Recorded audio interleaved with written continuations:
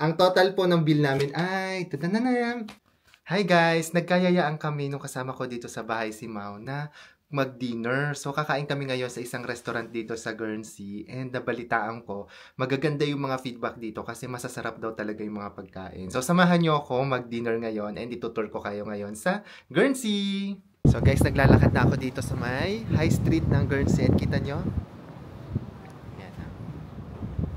Walang katao-tao. 6 o'clock pa lang po ng gabi dito. And kita nyo, parang halos wala ng katao-tao. Diba parang ghost town? Pero masarap naman kasi tahimik, payapa. Diba? So to, diretso na po tayo papunta doon sa kakainan naming restaurant. Hi guys! So nandito na tayo sa may Market Square kung saan kakain kami sa bagong restaurant dito sa Guernsey. Ang balita ko, sobrang sarap daw ng pagkain dito. Kaya tara, tikman natin. So, dito siya. Ayan o. Hi guys! So ito nga, kumain kami dito sa Alba, isa sa mga fine dining restaurants dito sa Guernsey. Pagpasok mo pa lang, ramdam mo na kagad yung magandang ambience, soft lights, and elegant setup. Hindi siya yung typical na restaurants na mabilis lang yung kainan. Dito, chill lang ang lahat. You take your time, enjoy every bite, and just appreciate the moment. So ito na nga, nag-order ako ng cocktail na margarita. Tapos, nag-order na rin kami ng starters. Tinapay yung kinuha namin kasi highly recommended siya. Tsaka itong parang toasted something na hindi ko alam kung ano. Tapos, inunda namin siya ng mga isda. Ito, salmon sashimi. Galing pa daw yan ng Ireland. And then, ito, super sarap na tuna tartar. Tapos, meron siyang kasamang parang toasted focaccia. O, diba ang taray? Tapos, dumating na yung main dishes namin. Nalimutan ko na yung name ng order namin. Yung kinuha naming sides is patatas yan at saka pak choy. Tapos for the meat, kumuha kami ng pork chop at saka yung beef rump. Alam nyo guys, nakakatuwa dito kasi na-explain nila kung paano ginawa yung mga pagkain at nagbibigay sila ng suggestion kung paano siya best way kainin. At syempre, hindi mawawala ng Pinoy dito sa restaurants na to. Yan si Sir MJ. Siya pala yung manager ng Alba Restaurants. Grabe, sobrang accommodating niya at saka itong si Sir Christian. Siya pala yung nagbigay ng mga recommendations kung ano yung mga dapat naming itry at grabe, on point lahat ng mga suggestion niya. Tapos sa dessert, umorder kami nitong pistachio. Ayan pala si Miss Denise. Isa rin sa mga Pinoy na nagwo-work sa restaurant na to. Yung in-order naming dessert ay pistachio souffle. Tapos parang may dark chocolate ice cream on the side. Tapos umorder din kami nitong cream donut.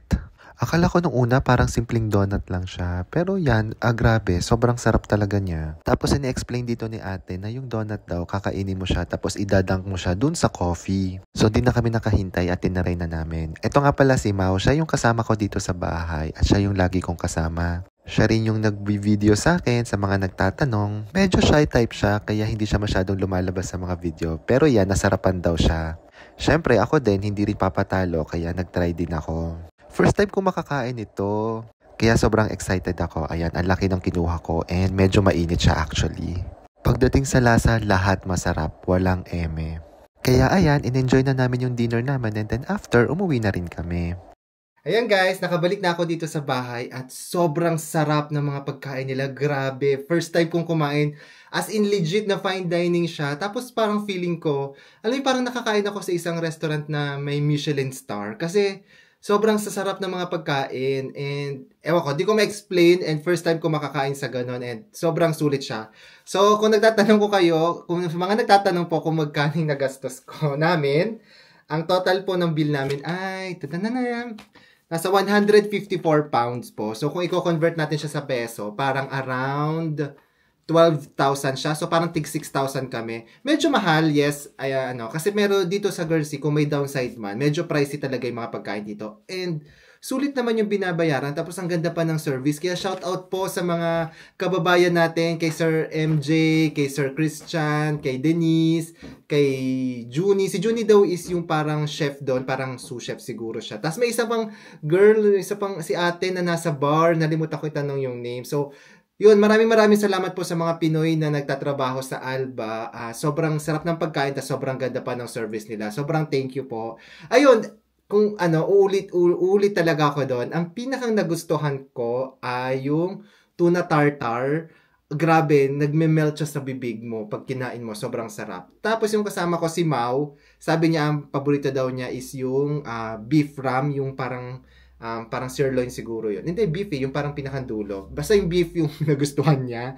And anyway, yun, grabe ang sarap. Medyo mahal lang, baka siguro mga once every quarter lang siguro. Pero, sulit siya. So, sa mga kababayan ko po nandito sa Guernsey, kung hindi nyo po natatry, try nyo po sa Alba. Masarap po, promise. So, ayun po. Thank you po sa pagsama sa akin ngayon sa experience ko sa isang restaurant. Bye-bye po!